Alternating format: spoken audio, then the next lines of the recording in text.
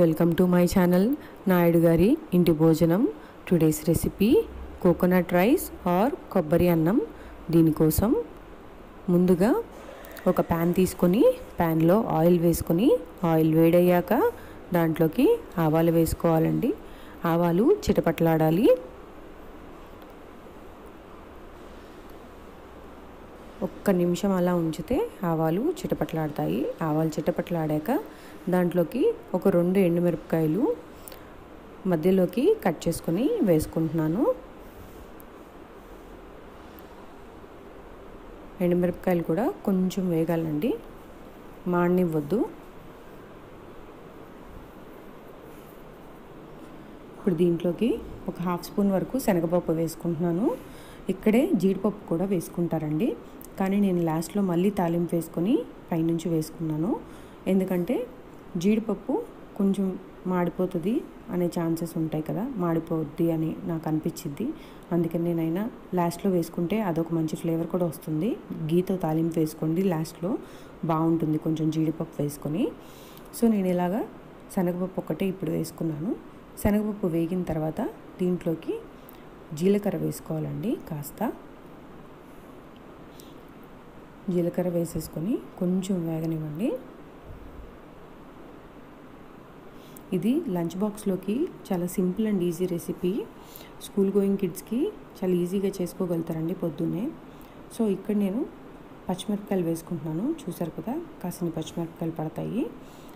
అంటే ఇవి కారం లేవండి, నేను అందుకే కాస్త ఎక్కువ వేసుకున్నాను. ఇందులో కారంకి ఈ పచ్చిమిరపకాయలే. మీకు కొబ్బరి ఇంకా తీయగా ఉంది అని అనుకుంటే, తిని చూస్తాం కదా, కొబ్బరి బాగా తీయగా ఉంటే ఇంకొంచెం వేసుకోండి. కొబ్బరి కొంచెం మైల్డ్గా చప్పగా ఉన్నట్టుగా అనిపిస్తే మాత్రం కొద్దిగా తక్కువ వేసుకోండి. సో ఇందులో కొంచెం కరివేపాకు, పచ్చిమిరపకాయలు కూడా వేగనిస్తాను. ఇది వేగిన తర్వాత దీంట్లోకి ఒక 1/2 వరకు కొబ్బరి చిప్పండి. నేను పచ్చి కొబ్బరి తీసుకున్నాను. పచ్చి కొబ్బరిని చక్కగా చిన్నగా తురుముకోండి. మరి పెద్ద పెద్ద ముక్కలుగా తురుముకోవద్దు, చిన్నగా తురుముకోండి. మిక్సీ జార్లో వేసుకున్నా కూడా అంత బాగోదండి, తురుముకుంటేనే బాగుంటుంది. కాస్త తురుముకొని దీంట్లోకి వేసుకోవాలి. ఒక 1/2 చిప్ప వరకు పడుతుంది. ఒక 4-5 అయితే ఒక 1/2 చిప్ప వరకు పడుతుంది. దీంట్లో కాస్త ఇంగువ కూడా వేసుకోండి. తాలింపులో వేసుకొని ఒక్కసారి మిక్స్ చేసేసుకొని, కొబ్బరి నేను తురిమేటప్పుడు మీకు చూపించలేదు, మీ దగ్గర ఏది అవైలబుల్గా ఉంటే దాంతో తురుముకోండి. సో కొబ్బరి తురిమేసుకొని దీంట్లోకి వేసుకోవాలి. మిక్సీలో కొబ్బరి పడితే ఒకవేళ లిక్విడ్గా అనిపిస్తుందండి, కొబ్బరి పాలు కూడా వచ్చేస్తాయి కదా. అలా కాకుండా తురిమితే మీకు మంచిగా పొడి పొడిలాడుతూ వస్తుంది. కాబట్టి ఇక్కడ కొబ్బరి నేను తురిమేసుకొని వేసుకుంటున్నాను దీంట్లోకి. ఇది చూసారు కదా, అలా విడివిడిగా వస్తుంది చక్కగా తురుముకుంటే. కొబ్బరి ఈజీగా ఒక 1/2 చిప్ప వరకు పడుతుందండి, ఒక 3-4 తినాలంటే. సో అంతవరకు అయితే వేసుకోండి. అదే కొంచెం తక్కువ మంది, ఒక 2 అయితే ఒక 1/2 చిప్ప అయితే సరిపోతుంది. ఒక పెద్ద కొబ్బరికాయలో ఒక 1/2 చిప్ప అయితే 2 వరకు సరిపోతుంది. అంటే ఒక గ్లాస్ రైస్కి మీకు అదండి క్వాంటిటీ. ఒక గ్లాస్ రైస్కి ఒక 1/2 చిప్ప అయితే సరిపోతుంది. అదే ఒక 2 గ్లాసెస్ రైస్కి అయితే ఒక 1/2 కొబ్బరి చిప్ప వరకు పడుతుంది. ఇలా తురిమి వేసుకొని ఒకసారి కొబ్బరిని కొంచెం అలా టాస్ చేసుకుంటాను. ఎక్కువగా వేయకూడదండి కొబ్బరి కూడా, కొద్దిగా అలా టాస్ చేసుకోండి.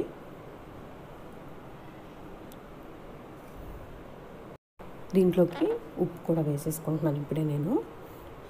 ఒకవేళ చాలకపోతే మళ్ళీ రైస్ కలుపుకున్నాక చూసుకొని మళ్ళీ వేసుకోండి. నేను ఇక్కడ 1.5 స్పూన్ వరకు నేను ఉప్పు వేసుకున్నాను, అంటే 1.5 టీ స్పూన్ అండి. ఇక్కడ నేను ముందుగానే కుక్ చేసుకున్నానండి రైస్. ఒక గ్లాస్ బియ్యానికి 2 గ్లాసుల వాటర్ వేసుకోవాలి. కొంచెం ఆయిల్ను కొంచెం సాల్ట్ వేసుకొని ముందుగానే కుక్కర్లో ఒక 3 విజిల్స్ రానిచ్చి నేను రైస్ కుక్ చేసుకొని చల్లారి పెట్టుకున్నాను. ఆ రైస్ని నేను ఇక్కడ వేసుకుంటున్నాను. అలా రైస్ కుక్ చేసుకున్నప్పుడు మీకు ఆయిల్ వేసుకుంటే కొంచెం పొడి పొడిగా వస్తుందండి. రెగ్యులర్గా మనం అన్నం తినే రైస్ కాకుండా మీరు ఇలా రైస్ ఐటెం ఏం చేసుకోవాలన్నా కాస్త ఆయిల్ వేసుకొని కుక్ చేసుకుంటే పొడి పొడిగా అతుక్కోకుండా ఉంటుంది రైస్. అలా చేసుకున్నారంటే మీకు రైసెస్కి బాగుంటుంది. అలా చేసుకొని ట్రై చేయండి. రైస్ అంతా వేసేసుకొని కలుపుకోండి. చక్కగా కొబ్బరి అన్నంతో మంచిగా కలిసేటట్టుగా కలుపుకొని మధ్యలో ఒకసారి ఉప్పు చెక్ చేసుకొని, ఉప్పు కూడా ఏమన్నా పడితే కాస్త వేసేసుకొని కలుపుకోండి. చాలా ఈజీ అండ్ ఫాస్ట్గా అయిపోయే కొబ్బరి అన్నం రెడీ అయిపోతుంది. అంటే మీరు కుక్కర్లో పెట్టుకొని చేసుకునే రైస్ కూడా ఉంటుంది. అది కూడా నేను ఇంకొకసారి వీడియోలో అప్లోడ్ చేస్తాను. లైక్ కొబ్బరి పాలు అది వేసుకొని చేసుకుంటాం కదా, నేను ఆ రైస్ కూడా ఇంకొకసారి అప్లోడ్ చేస్తాను. ఇది చక్కగా కొబ్బరి తురుముకొని చేసుకున్నాం కదా, మంచిగా ఫైబర్ అది ఉంటుంది అండ్ ఈజీగా కూడా చేసుకోగలుగుతామండి. దీనికోసం మనకి లెఫ్ట్ ఓవర్ రైస్ ఉన్నా సరిపోతుంది. లెఫ్ట్ ఓవర్ రైస్ ఉన్న ఈవినింగ్ కొంతమంది ఇట్లా రైసెస్ కూడా స్నాక్ టైంలో తింటారు, లేదా నైట్ డిన్నర్కి తిన్నా బాగుంటుంది. సో అదొకసారి నేను మిక్స్ చేసేసుకున్నాను కదా, మిక్స్ అయిపోయింది. మిక్స్ అయిపోయాక దాంట్లో పైనుంచి నేను కొంచెం గీ వేసుకొని తాలింపు వేసుకుంటున్నాను, జీడిపప్పుని.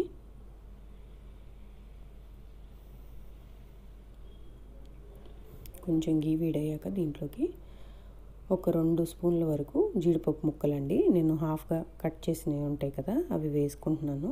ఇవి కొంచెం వేగనిచ్చి ఇవి పైనుంచి వేసుకుంటే మంచి అరోమా అండ్ మంచి ఫ్లేవర్ ఉంటుంది రైస్కి కూడా. జీడిపప్పు మీరు ముందు కూడా వేసుకోవచ్చండి, కానీ లాస్ట్లో వేసుకొని చూడండి, మంచి టేస్ట్ ఉంటుంది. ఎందుకంటే క్రంచీనెస్ పోదు.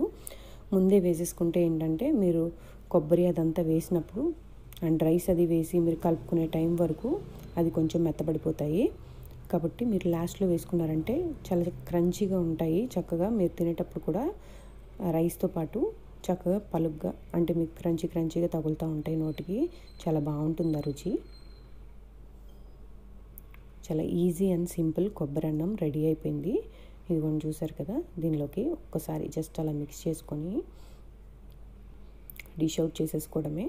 చాలా బాగుంటుంది కూడా, చిన్నపిల్లలు కూడా చాలా చక్కగా తినేస్తారు. కొబ్బరి పిల్లలందరికీ కూడా మంచిదే కదండి, గట్ హెల్త్కి కూడా. సో కొబ్బరి డైలీ తీసుకునే వాళ్ళు ఏదో ఒక ఫామ్లో కొబ్బరిని తింటారు. సో ఇలా కూడా ఒకసారి ట్రై చేయండి. అండ్ ఇది చక్కగా లంచ్ బాక్స్లోకి మార్నింగ్ మనం ఆఫీసెస్కి వెళ్ళేటప్పుడు ఏ హడావిడి లేకుండా చేసుకోగలిగే రైస్. చూడండి, అందరూ ట్రై చేసి ఎలా ఉందో నాకు కామెంట్ బాక్స్లో పెట్టండి. అందరూ వీడియోస్ చూస్తున్నారు కానీ ఎవరు సబ్స్క్రైబ్ చేసుకోవట్లేదు. Please do subscribe, like and share my videos. Thanks for watching. Thanks a lot.